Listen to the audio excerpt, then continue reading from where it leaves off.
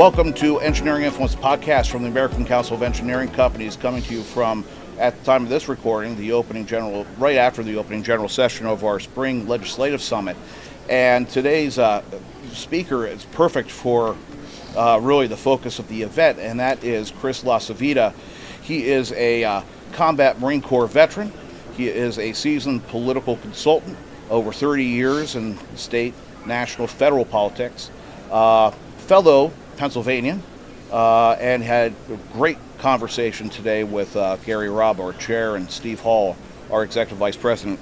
Chris, thank you for taking the time to join us.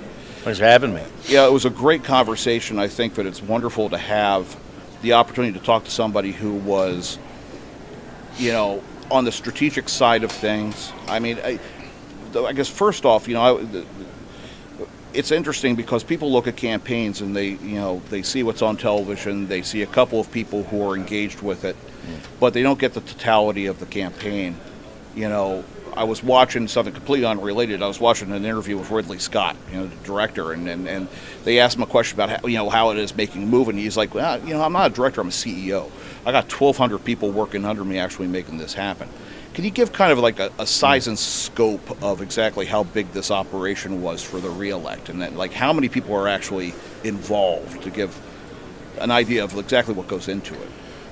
It's, and one of the ways that I like to describe it, at least if you're looking at it from the perspective of like a business owner, is you're creating an over $1 billion company, spending it to zero to get 51% market share on one day. Exactly. Right. Yeah. And so it's a mammoth operation, which is why you couldn't have just one person do it.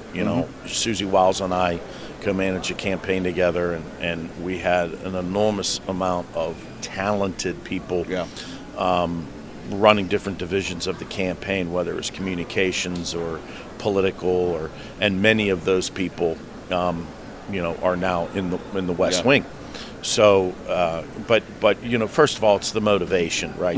The motivation, the team aspect, which is and the mission oriented focus, which was winning. That's all we cared about. It's just winning. And but we're looking at probably 400 or 500 people around the country.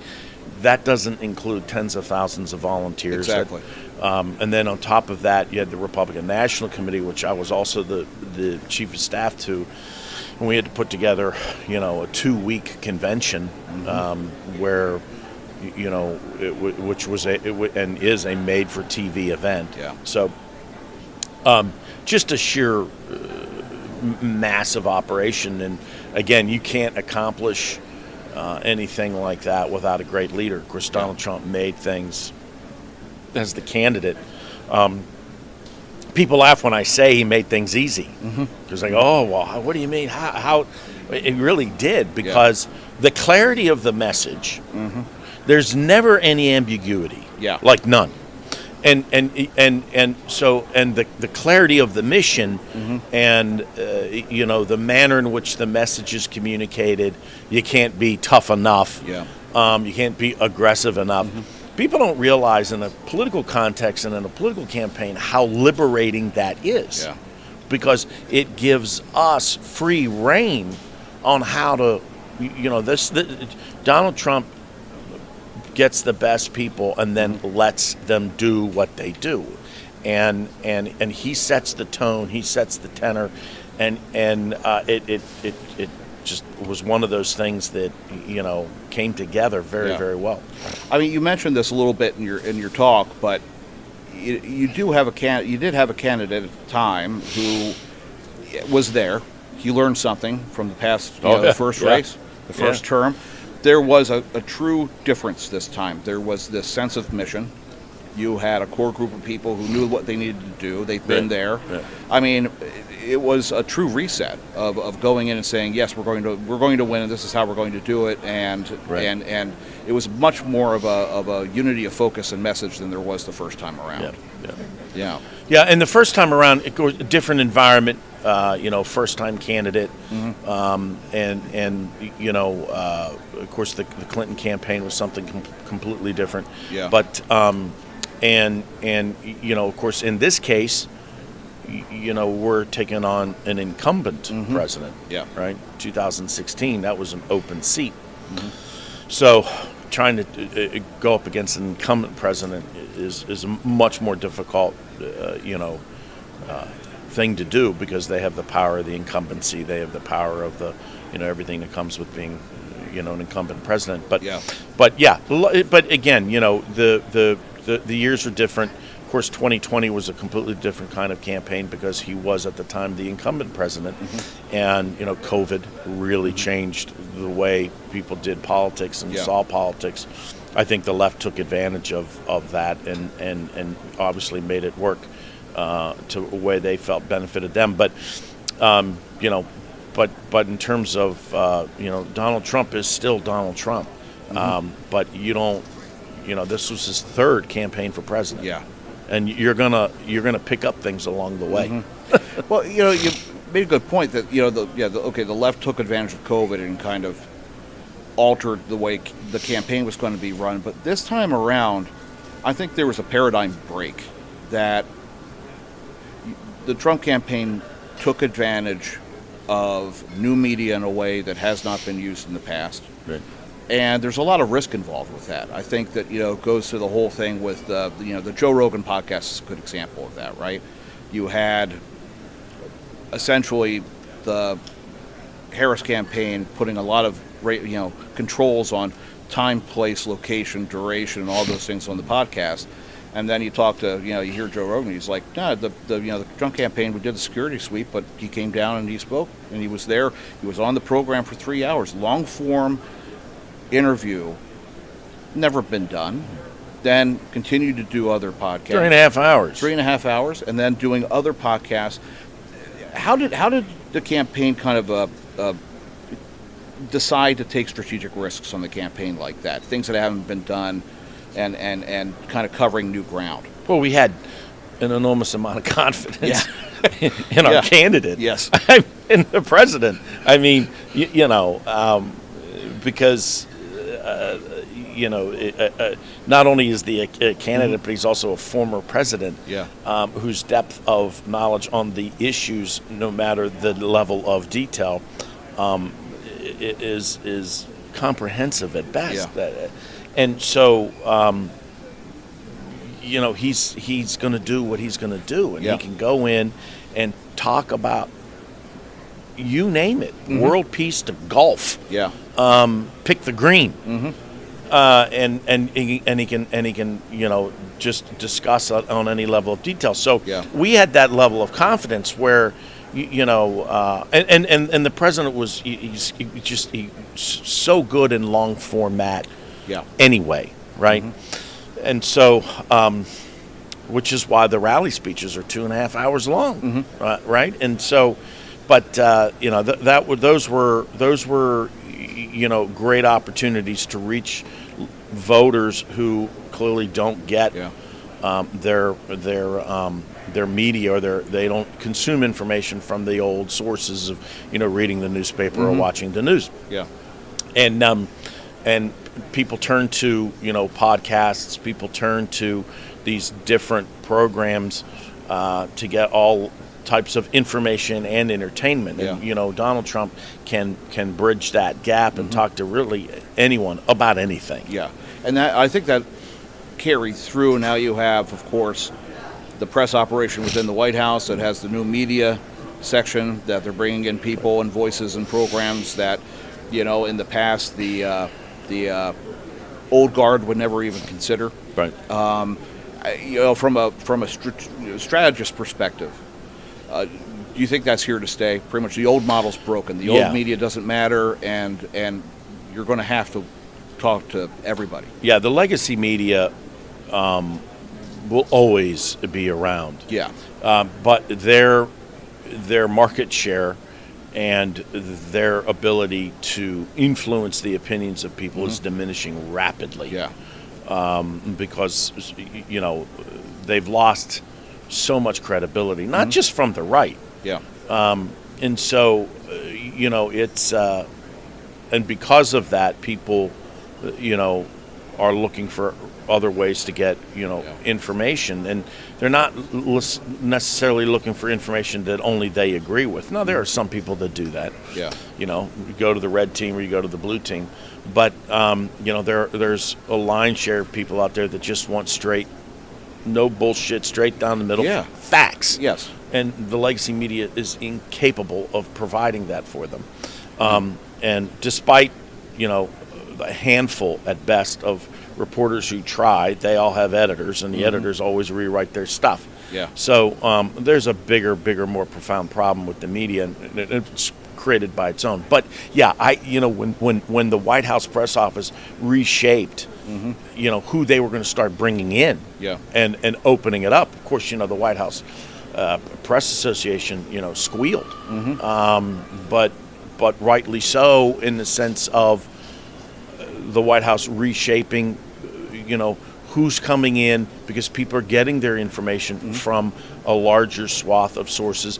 And, the Press Association, they want to maintain their very small grip, because they want to continue to try and influence and drive public opinion. Yeah. Those days are over. Gone. Yeah. Gone. We're in a realm where authenticity is the coin of the realm. Correct. The prepared, overly prepared speech, the fake speech, kind of, people see through it. Yeah. And they expect authenticity. I think that's something that the president and the campaign understood. That put him out there, let him talk, and he's going to connect with people. Yeah. You don't tell Donald Trump what to say. Yeah. Doesn't work that way. Yeah. And anyone who thinks that's the way you do, they're living in another and universe. he'll make the situation his own. I mean, you could have him on one issue, and he's just going to take it where he wants. But it's not. But that's the thing. It's like, people look at it and they say, well, it's externally it's chaos, but it's not. You were talking about how he is so detail oriented on, like for example, the trash truck. That was a masterstroke. McDonald's. The fact that he was, and this is what always got me, is the campaign being a massive operation, being able to turn on a dime and have something break in the morning. By the time you land, there's a trash truck in the motorcade. Yep. And that was, people are like, oh, it's a gimmick. I'm like, no, that's effective. Yeah. And it's a visualization too. Yeah.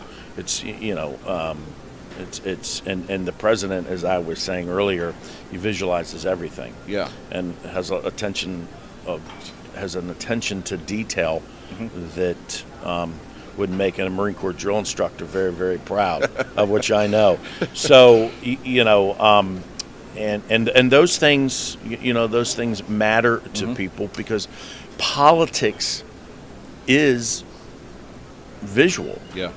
And it's not, a spreadsheet with a bunch of numbers on it. Yeah. It's a very visual expression of, a vision or set of beliefs, or what you want to do, and he was the master of it. And I've been in electoral politics for 35 years, and my time on the Trump campaign, I learned something new every day. Yeah. Let's take a look at kind of what's going on right now. I mean, you've got a couple of opportunities for the president has a couple of opportunities to really get a couple of things done. The tax bill, number one, is a big thing. I think probably the biggest accomplishment of his first administration, having the opportunity to do it again. You don't get a lot of chances for that. And then, of course, infrastructure. He was big on infrastructure. He's a builder. He was big on infrastructure first term. I remember being on committee and talking, going into the White House for meetings, and he was all about, let's get something done. What do you think? What are your thoughts on the chances of checking those things off right now? Well, we have to. It's not like we'd like to. Yeah. We have to pass this tax bill. It's the center point of the president's agenda, because not only is it reinstituting or keeping permanent the tax cuts from 2017, which had a profound impact on the American economy. It was like rocket fuel, but there's also new aspects of it, which are no tax on tips, no tax on overtime, this 100% deductibility for things bought and made in America, whether it's a vehicle, an airplane, or a factory, over a 4-year period of time that you can pick, that you can go through, as opposed to 1 year the last time. And so, and the Democrats know this, and for the life of me, there's 4 Republicans who have decided that they are going to stand in the way, and fundamentally, if the tax bill doesn't get passed, then Republicans are potentially looking at it being in the minority. Yeah. And when that happens, things will only get worse. Yeah. You won't have an economic boom. And we clearly understand the importance of, cutting spending. But I always find it amazing that the only time a small group of people talk about cutting spending is when we start talking about cutting taxes. How many times you hear the Democrats talk about cutting spending is when we start talking about cutting taxes. Yeah. It's just amazing to me. And then, I got 4 idiots that will fall in line with that conversation. And so hopefully that's something that can be changed. Yeah. For our, of course, big focus this week, our members going up to the Hill, getting the message across. One thing that's interesting about the administration, and the same thing as it was in the first Trump administration, is that it's pretty accessible if you do it the right way. If there's a member firm out there, there's a CEO that does want to get the attention of the White House, knowing how the president operates, how he thinks. What's a good way of doing that? Is it, traditionally you go up, you have the meetings, or you get an ad up on television or something like that? Is it the same way, or is there a different kind of approach to get his attention? I mean, there's lots of different approaches. I mean, you guys are one of the bigger organizations out there, and you're one of the more politically active. So you've got a track record. It's the organizations that don't do a damn thing, that expect the world, that won't get the time of day. Yeah. Because in order to effectuate good policy, you got to have good politics. And your organization and what you guys are part of actually get that. So that's important. But and then to the extent that having a conversation with the cabinet secretary that really falls in line. I mean, Secretary Duffy's the perfect. Yeah. Such a good guy, and obviously infrastructure is something that is important. But it's also good that you have a president that understands the issue and cares about the issue. As you mentioned earlier, is a builder, and infrastructure is key. In every walk of life. So. Those conversations, the TV ads are still important from the standpoint of being able to educate maybe a little wider audience. But it's also where they're placed now also. It's not... you're going to hit a Rumble, you're going to hit YouTube, you're going to hit the audiences that actually are watching. You're doing that, but you're also possibly buying a lot of West Palm TV on the weekends. Yeah. And that's the other thing. It's a question of focusing on where he is. Where's the center of attention, and reaching him where he is. That's probably going to drive. Well, the DC is very important, obviously. West Palm's very important. And if your strategy is built off of an understanding that maybe you have a strategy of of communicating to one person. Yeah. But obviously, that's there's a bigger audience that's involved. Yeah. So, and there's all different little tricks of the trade that I won't go into here. Yeah, exactly. But being able to communicate a vision clearly and succinctly and making it relevant, I think are some of the most important things that any organization has to do.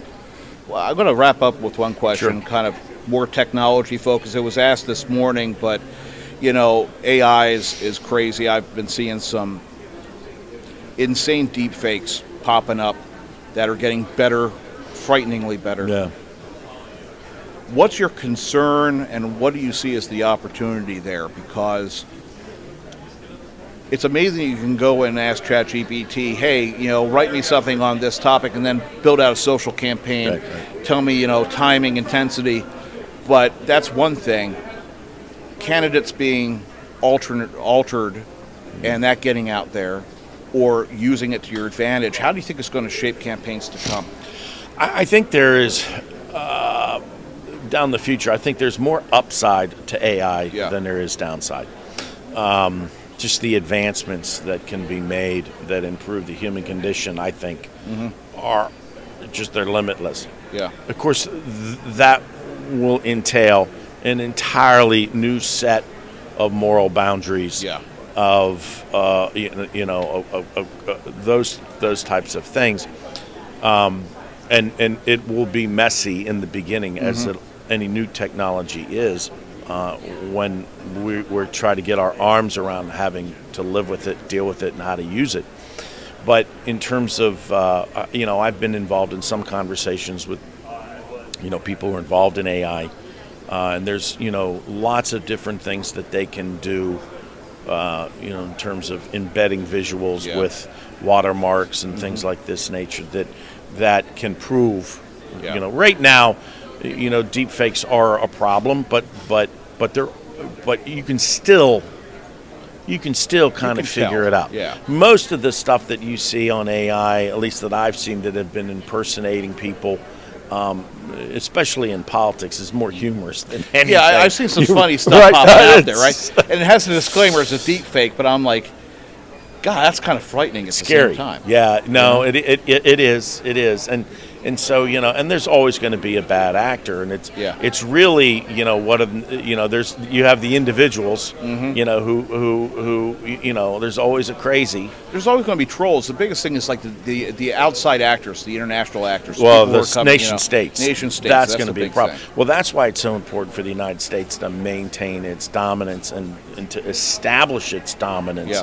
on the world stage on AI, making sure that we expand our energy grid to supply to be able to do that, so that not only do we have AI from a standpoint of being able to improve the country, improve the human condition, but also be able to use it to end other AI that's harmful. Yeah, absolutely. Well, Chris, thank you for taking the time this morning. I really do appreciate it. Appreciate it. It was a great presentation this morning. Thank you. Look forward to an exciting. It's only been 139 days. It's going to be interesting to see for the next 100 days and beyond. So, thank you very much for sharing your perspectives with us. Appreciate it. Fantastic. And again, thanks for having me. Yeah, it's been wonderful. And again, this has been Engineering Influence Podcast from the American Council of Engineering Companies, and we will see you next time.